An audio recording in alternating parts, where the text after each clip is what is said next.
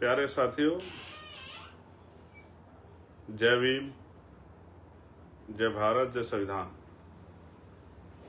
जय मंडल, जय जोहार, जय जवान, जय किसान, जय लोकतंत्र, जय विज्ञान। आज का ये लाइव, इसमें थोड़ी सी देरी भी हुई है। देरी के लिए मुझे खेद है। देरी इसलिए हुई कि मैं लोकसभा में था और जो अनुदान मांगे हैं उन पे सेकंड बैच की अपनी बात रख रहा था और कोशिश कर रहा था कि अपने नगीना लोकसभा क्षेत्र में जो आवश्यकताएं हैं हमारे यहाँ, सबसे बड़ी जो रोजगार, जिसकी वजह से हमारे लोकसभा क्षेत्र के लोगों को बहुत दूर दूर तक जाके काम करना पड़ता है। कोई पंजाब, लुधियाना, हरियाणा जाता है, लुधियाना में जाता है, जालंधर में जाता है, अमृतसर जाता है, और कोई हरियाणा में जाके काम करता है, गुड़गांव में, पलवल, फरीदाबाद में। कुछ लोग दिल्ली आते हैं, कुछ लोग मुंबई जाते हैं, कुछ लोग हैदराबाद जाते हैं, कुछ लोग गुजरात जाते हैं। उसी को लेकर मैं बात रख रहा था, इसलिए मुझे देरी हुई। लेकिन क्योंकि महत्वपूर्ण है इसलिए मुझे आपसे चर्चा करनी थी कि आपसे बात हो जाए। 15 मार्च ऐतिहासिक दिन है आजाद समाज पार्टी के लिए और बहुजन समाज के लिए। सबसे पहले मैं अपनी बात को शुरू करने से पहले बहुजन समाज में जन्मे सभी संतों, गुरुओं और महान पुरुषों को नमन करता हूं। और मैं बहुत सारे महापुरुषों के नाम लेता हूं, इसलिए लेता हूं कि आप लोग उनको, जो लोग मुझे फॉलो करते हैं, आप उनको पढ़ें, जानें। इसलिए नहीं कि उनकी पूजा करें, इसलिए कि उनको पढ़ें, जानें, उनके जीवन में उन्होंने क्या किया, इसको समझें, इसको देखें और महसूस करें कि आपके यहाँ तक पहुँचने में किस किस का योगदान है। जो आज स्वाभिमान सम्मान का जीवन आप भारत में प्राप्त कर रहे हैं, ये किस किस महापुरुषों की वजह से हो पाया है। तो मैं महामानव तथागत बुद्ध से लेके जगत गुरु सतगुरु रविदास जी, गुरु नानक देव, गुरु कबीर, गुरु घासीदास, नारायण गुरु, संत गाडगे जी महाराज, अखंड ज्योति सतगुरु समनदास जी, राष्ट्रपिता ज्योतिबा फूले, छत्रपति साहू जी महाराज, डॉक्टर बाबा साहब अम्बेडकर, संत राम बी प्रजापति जी, बाबू जगदेव प्रसाद कुशवाहा, जननायक कपूरी ठाकुर, सर छोटू राम, चौधरी चरण सिंह जी, मामना राम सुब वर्मा, संत राम बी प्रजापति जी, बाबू शिवदयाल चौरसिया, राम जी, संतू जी लाड, परमानंद लोधी जी, माँ अहिल्याबाई होलकर, माँ उदा देव पासी, माँ झलकारी बाई, माँ फातिमा शेख, माँ फूलन देवी, देश के तमाम अमर शहीद जवान जिन्होंने देश के लिए बलिदान दिया, मान्यवर दीना भाना वाल्मीकि साहब, मान्यवर काशीराम साहब, महाराजा लाखन पासी, महाराजा बिजली पासी, और भी बहुत सारे ऐसे रहबर हैं जिनमें प्यारेलाल यादव, ईवी प्यारा रामानायकर स्वामी। एक लेगेसी है बड़े लंबी। जब हम उनको पढ़ते हैं, जानते हैं, तो हमें एहसास होता है। संत तुकाराम, ये एक इतिहास है और मैं नौजवानों से स्पेशली कहना चाहता हूं कि वो पढ़ें, क्योंकि बिना किसी चीज को पढ़े, जाने बिना हम लोग उस विषय पे काम महत्वपूर्ण तरीके से नहीं कर सकते हैं। काम कर सकते हैं लेकिन महत्वपूर्ण तरीके से कामयाबी की तरफ रिजल्ट ओरिएंटेड प्रोग्राम या ऑब्जेक्टिव को ध्यान में, लक्ष्य को ध्यान में रखकर कार्यक्रम, प्रोग्राम या संघर्ष नहीं कर सकते हैं। जब भी जरा सी कोई इस तरह की घटना होगी या इस तरह की चर्चा होगी तो हम लोग अपने लक्ष्य से भटक सकते हैं। इसलिए लगातार हम लोग कैडर कार्यक्रम चलाते हैं। तो ये दिन विशेष क्यों? विशेष इसलिए है कि रहबरे आजम मान्यवर साहब श्री काशीराम, जिनको पंजाब में बाबू काशीराम कहते हैं,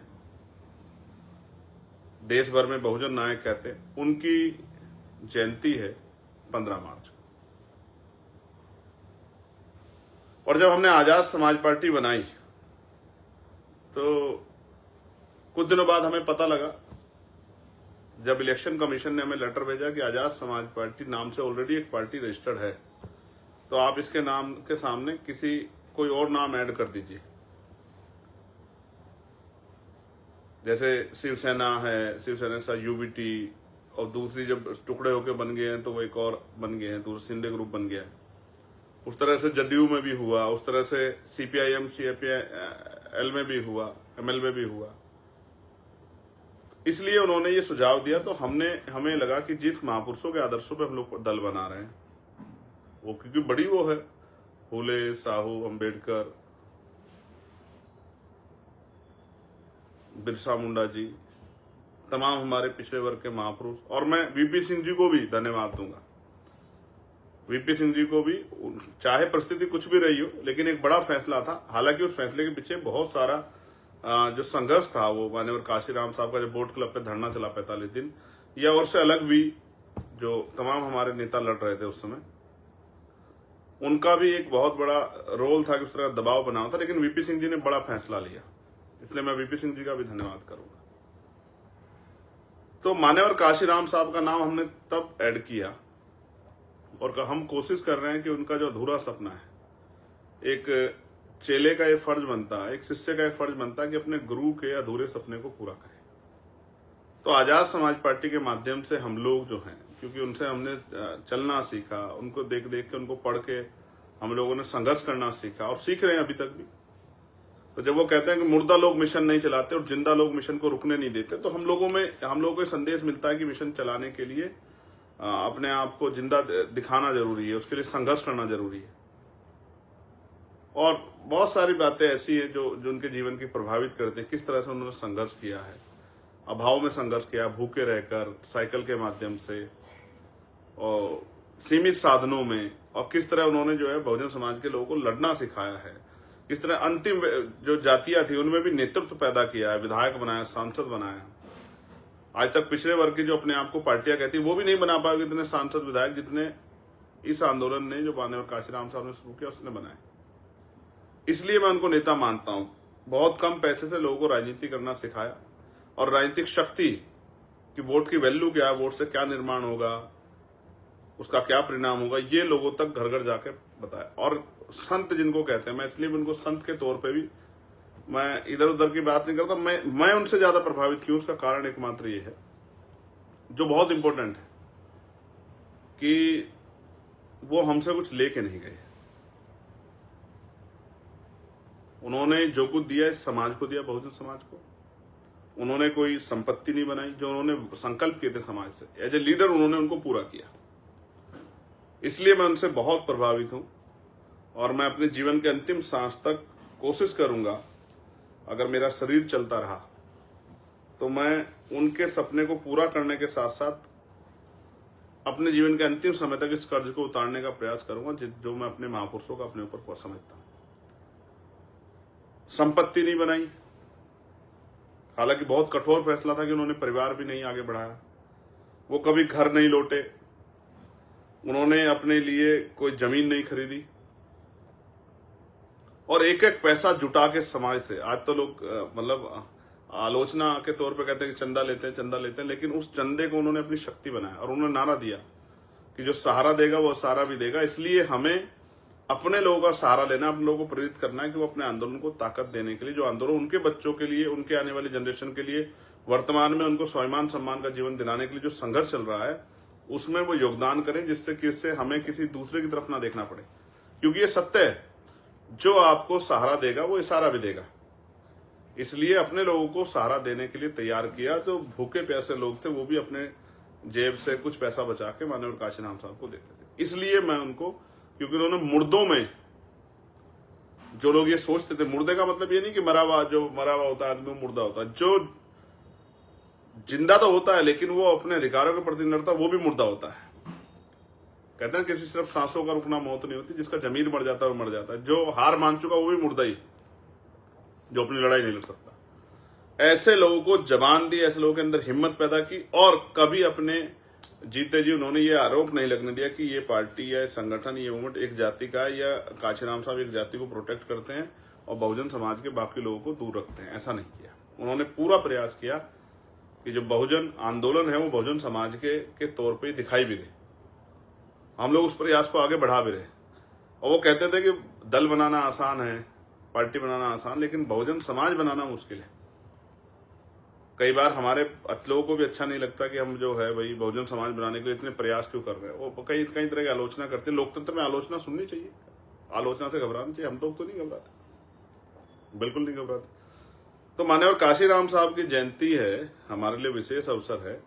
और क्योंकि हमने उसी दिन पार्टी की स्थापना की है, ये संयोगवश है कि हमने हमारी पार्टी में वो, क्योंकि अगर पहले रजिस्ट्रेशन हो जाता ये नाम नहीं आता, लेकिन जब रजिस्ट्रेशन में उन्होंने मना कर दिया कि आपको इसका ऐड करना पड़ेगा, तो हमने माननीय काशीराम साहब का नाम ऐड किया। तो इसलिए जो है माननीय काशीराम साहब की जयंती पे हमारी पार्टी की स्थापना हुई है 2020 में।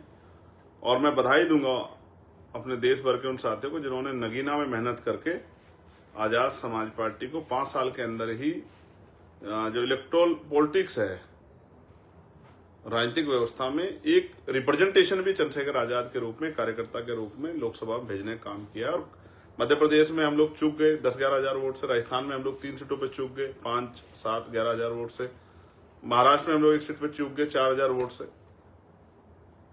तो एक मजबूत जो है काम जो उन साथियों ने किया, मैं उनको बधाई देता हूं।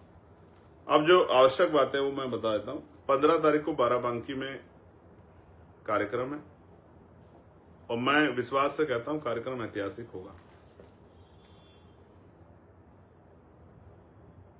कुछ लोग हमारे साथियों को उस तरह से जानबूझ के उस तरह का माहौल खराब करने के लिए उकसाने का काम कर रहे हैं। मैं अपने साथियों से कहूंगा, हम लोग संवैधानिक व्यवस्था को मानने वाले लोग हैं, हमें किसी के उकसाव में नहीं आना चाहिए और किस तरह की टिप्पणी नहीं करनी चाहिए। देश में लोकतांत्रिक व्यवस्था है, संविधान से देश चल रहा है, हमें संविधान पे पूर्ण रूप से भरोसा है, तो हमें संवैधानिक दृष्टिकोण से आगे बढ़ना चाहिए। और देखिए, जब से मैंने यूजीसी के फेवर में, यूजीसी की जो गाइडलाइन आई थी, मोर्चा लिया था, मैं अकेला आदमी था लेने वाला, तब से एक बहुत शानदार मुहिम मेरे खिलाफ चलाई जा रही है। इससे मुझे कोई फर्क नहीं पड़ता। मैं राजनीति जो है व्यक्तिगत तौर पे कह रहा हूं, मैं का प्रयोग करते हुए, कि हमारा जो दल है और मैं स्वयं भी, हम राजनीति ही देश के कमजोर वर्गों के लिए कर रहे हैं, उनके अधिकारों को दिलाने के लिए कर रहे हैं, उनके आने वाली पीढ़ियों को, वर्तमान को, और जो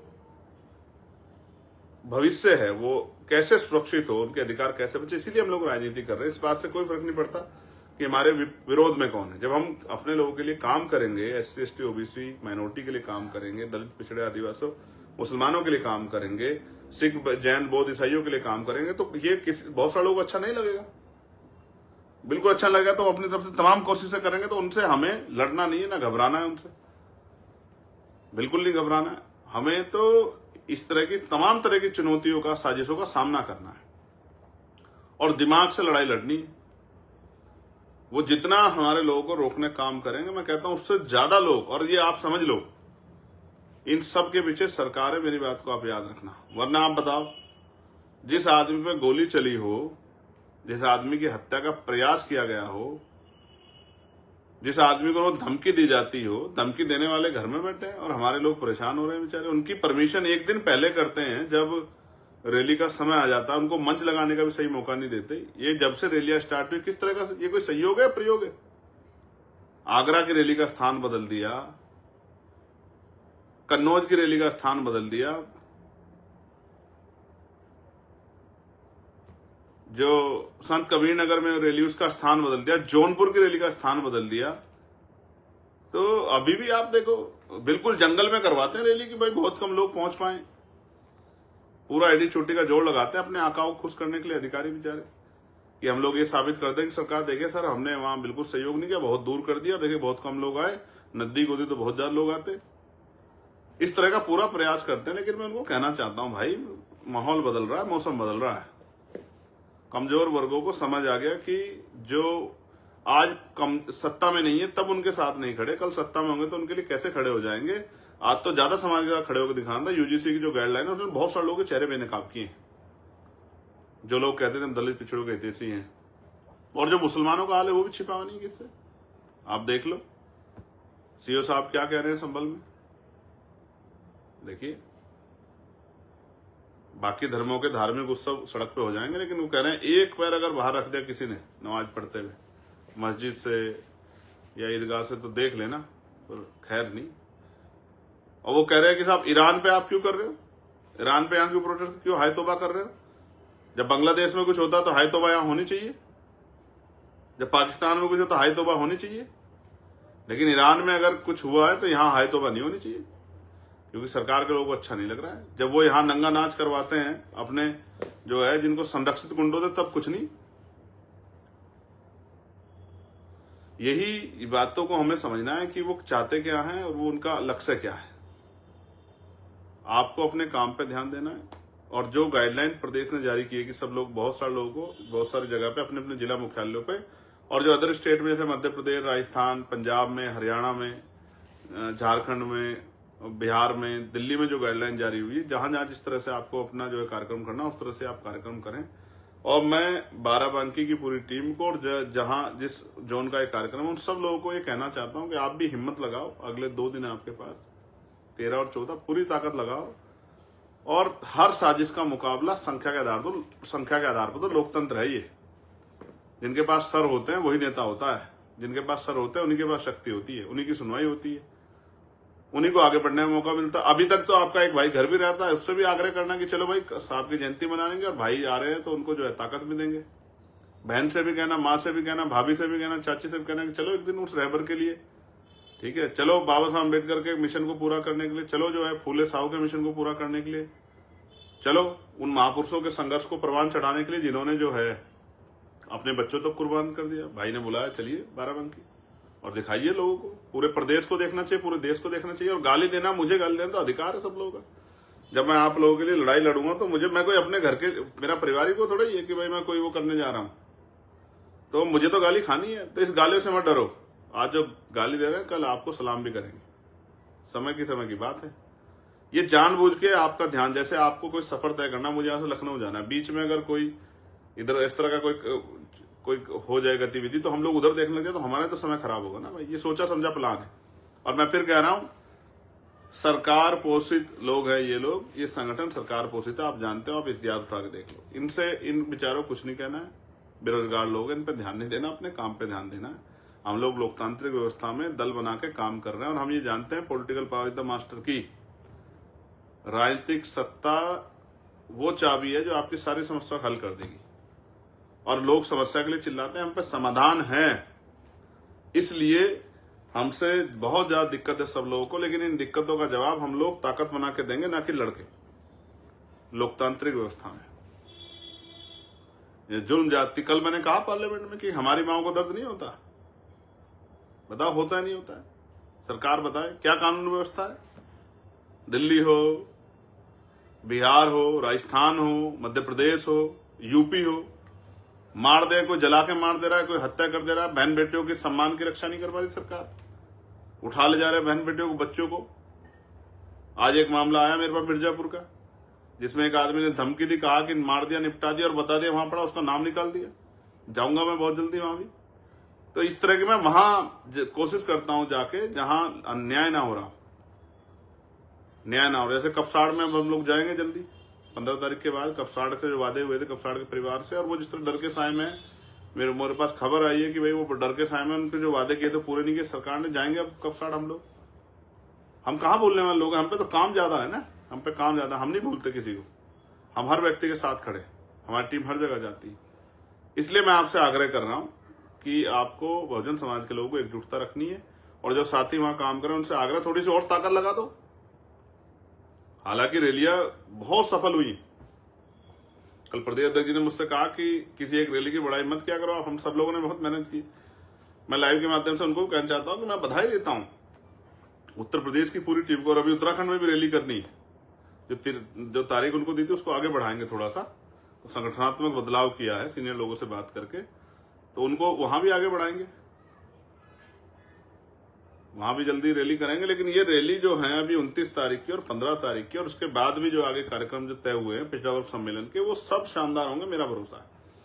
क्योंकि हमारे साथियों ने बहुत काम किया, और जो साथी काम नहीं कर रहे उनसे भी मैं चिंता भी करता हूं, और उनसे आदेश निर्देश भी देता हूं कि भाई काम करो, आप ही के जिले पीछे रह जाएंगे। जैसे बिजनौर आगे भाग जाएगा, सहारनपुर आगे भाग जाएगा, शामली आगे भाग जाएगा, मुजफ्फरनगर आगे भाग जाएगा, मेरठ आगे भाग जाएगा, अमरोहा, मैं पश्चिम के लिए कह रहा हूं, अमरोहा आगे भाग जाएगा, संभल जो है भाग जाएगा आगे, हापुड़ भाग जाएगा आगे, बुलंदशहर भाग जाएगा, तो आप पीछे रह जाएगा, बरेली रामपुर आगे भाग जाएगा, सीतापुर आगे भाग जाएगा। आप देख लेना इस बार, मैं जो आपसे कह रहा हूं, रामपुर आगे भाग जाएगा, शाहजहांपुर आगे भागेगा इस बार, और इधर अंबेडकर नगर आजमगढ़ भागेंगे। तो ये इस तरह इसलिए कह रहा हूं कि जहां नहीं आगे बढ़ पाओगे, ताकत नहीं बना पाओगे, फिर वहां की सुनवाई कम होगी, वहां को उस तरह का सहयोग नहीं मिल पाएगा, फिर कहोगे कि भाई हमारे यहाँ नहीं हो पा रहा है काम।